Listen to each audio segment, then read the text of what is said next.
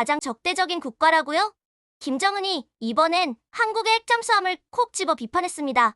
그런데 이 뉴스 그냥 북한이 또 반발했구나 하고 넘기면 안 됩니다.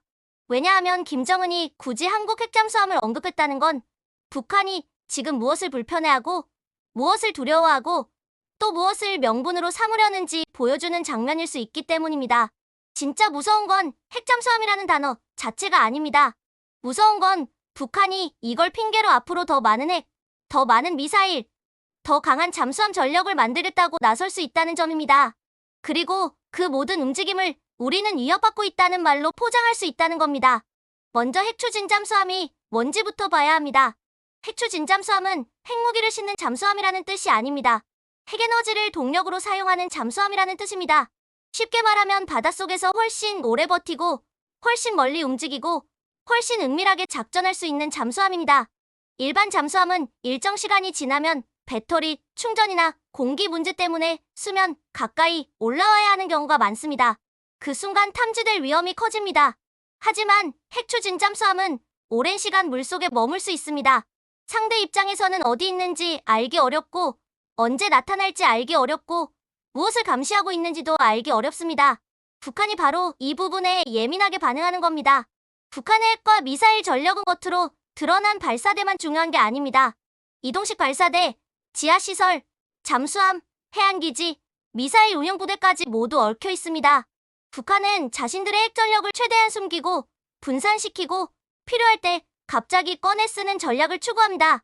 그런데 만약 한국이 바닷속에서 오래 머물 수 있는 강력한 잠수함 전력을 갖게 된다면 어떻게 될까요? 북한 입장에서는 자신들이 숨겨놓은 카드가 예전만큼 안전하지 않다고 느낄 수 있습니다. 특히 잠수함 발사 탄도미사일, 즉 SLBM 같은 전력은 바닷속 은밀성이 핵심입니다. 그런데 그 바닷속을 누군가 계속 감시하고 추적할 수 있다면 북한의 계산은 복잡해질 수밖에 없습니다. 그래서 김정은이 한국 핵잠수함을 콕 집은 건 단순한 말싸움이 아닐 수 있습니다. 겉으로는 한국이 정세를 악화시킨다고 비난하는 것처럼 보이지만 속으로는 북한의 핵 전략이 흔들릴 수 있다는 불안이 깔려 있을 수 있습니다.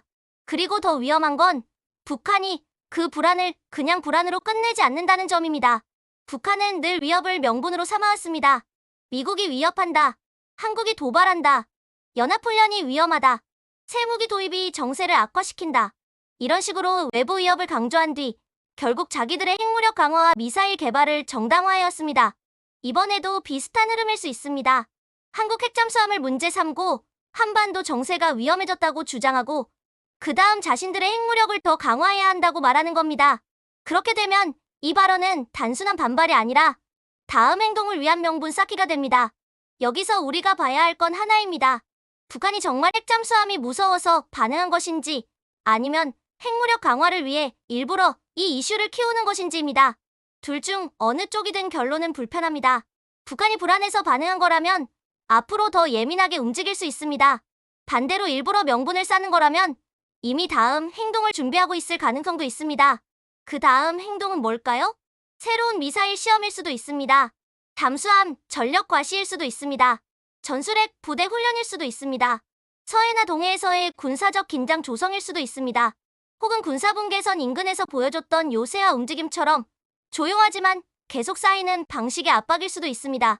가장 무서운 건 이런 변화들이 하나씩 따로 벌어지는 것처럼 보이지만 사실은 하나의 흐름으로 이어질 수 있다는 점입니다. 군사분계선 앞에서는 방어시설을 늘리고 바다에서는 잠수함과 미사일 전력을 강조하고 정치적으로는 핵보유국 지위를 주장하고 대외적으로는 한국과 미국이 정세를 악화시킨다고 몰아갑니다. 이렇게 되면 북한은 스스로 긴장을 만들면서도 책임은 상대에게 넘길 수 있습니다. 그리고 이런 상황은 사람들을 더 불안하게 만듭니다. 당장 전쟁이 난다는 뜻은 아닙니다. 하지만 긴장이 계속 쌓이면 우발 충돌 가능성은 커집니다. 작은 오판 하나, 잘못된 신호 하나, 과도한 대응 하나가 훨씬 큰 위기로 번질 수 있습니다. 특히 바닷속 전력은 보이지 않기 때문에 더 위험합니다. 눈에 보이는 탱크나 전투기보다 어디 있는지 모르는 잠수함과 미사일이 훨씬 더 큰 불확실성을 만들기 때문입니다. 김정은의 이번 발언을 단순한 말폭탄으로만 보면 안 되는 이유가 여기에 있습니다. 이 말은 한국 핵잠수함에 대한 불만처럼 보이지만 동시에 북한이 앞으로 어떤 군사적 움직임을 정당화할지 보여주는 예고편일 수 있습니다. 상대가 우리를 위협한다. 그래서 우리는 핵무력을 더 강화해야 한다. 그래서 새로운 미사일과 잠수함 전력을 늘려야 한다. 이 논리가 반복되면 한반도는 점점 더 위험한 군비 경쟁의 늪으로 들어갈 수 있습니다. 그럼 우리는 어떻게 봐야 할까요? 첫째, 북한의 발언을 과소평가하면 안 됩니다. 그냥 늘 하던 말이라고 넘기기엔 이번엔 한국 핵잠수함이라는 구체적인 대상을 콕 집었습니다. 둘째, 북한의 의도를 냉정하게 봐야 합니다. 정말 불안해서 반응한 건지 아니면 새로운 군사행동의 명분을 쌓는 건지 구분해야 합니다. 셋째, 우리의 대응도 단순히 더 강한 무기만으로 끝나서는 안 됩니다. 감시, 정보, 억제, 외교, 위기관리까지 모두 같이 움직여야 합니다. 진짜 공포는 당장 눈앞의 폭발이 아닙니다. 더 큰 공포는 모두가 긴장에 익숙해지는 겁니다. 북한이 미사일을 쏴도 익숙해지고 핵무력을 말해도 익숙해지고 군사분계 선압 움직임도 익숙해지고 바닷속 긴장까지 익숙해지는 순간이 가장 위험합니다. 그때는 작은 변화도 늦게 알아차릴 수 있기 때문입니다. 김정은이 한국 핵잠수함을 콕 집은 이유, 그건 단순한 불만일까요? 아니면 북한이 다음 행동을 준비하기 위한 신호일까요? 그리고 더 중요한 질문이 남습니다. 여러분은 어떻게 보시나요? 이번 김정은의 발언, 단순한 반발이라고 보시나요? 아니면 한반도 긴장을 더 끌어올리기 위한 다음 단계의 시작이라고 보시나요?